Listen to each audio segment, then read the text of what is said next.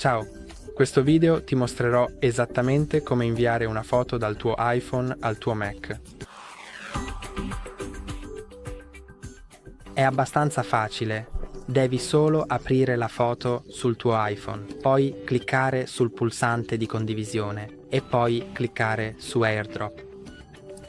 E dovresti vedere il tuo MacBook qui. Se non lo vedi, allora vai nel centro di controllo qui sopra. Poi vai su AirDrop e assicurati che sia impostato su solo contatti o tutti e assicurati che sia attivato. E poi dovresti vederlo qui. Clicca su quello. Poi sul tuo MacBook clicca su accetta e puoi salvarlo sia nelle foto che nei download. Lo salverò nei download. E ora, qui puoi vedere, posso fare doppio clic su di esso per aprirlo. Metti mi piace e iscriviti